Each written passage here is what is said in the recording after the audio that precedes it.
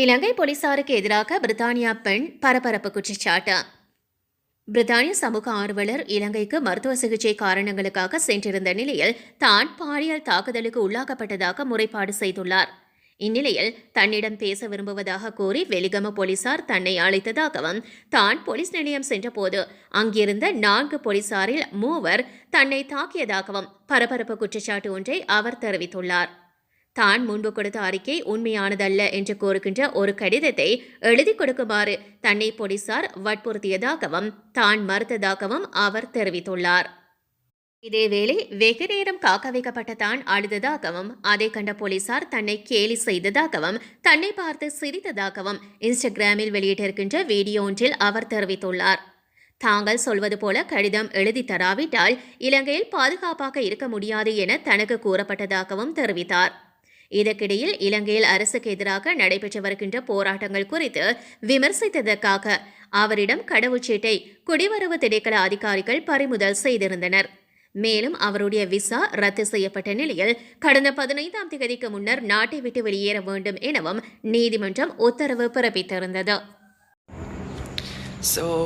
I've been asked to make a statement regarding an issue that is about to become very public, thanks to this court case that I have to go through here.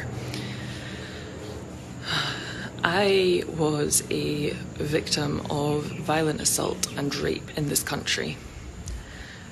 I reported this at the time to the tourist police in Colombo, who I must say were very professional and seemed like they were going to take this seriously and take it forward.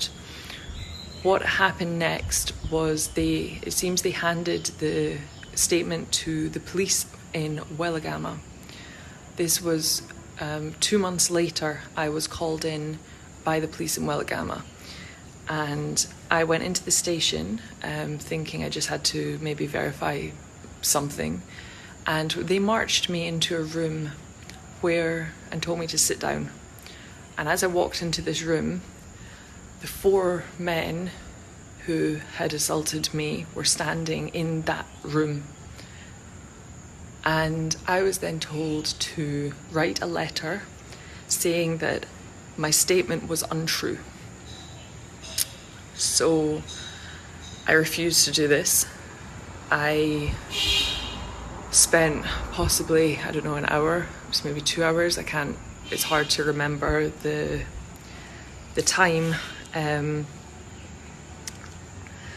I eventually was so pressured, I was told, I remember crying, and I remember the policeman openly laughing and mocking me as I cried. That was a vivid memory from this day.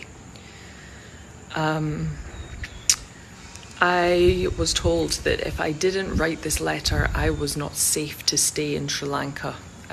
I was told that I couldn't go anywhere in Sri Lanka if I didn't write this letter. Long story short, I wrote down that I was being asked to retract my statement, so I withdraw it. They read this, they got angrier, they ripped it up in front of me, and they said, "You can't write that." And then told me word for word what to write. And again, they put in, I had to say the statement that I'd made was untrue, which I refused to do.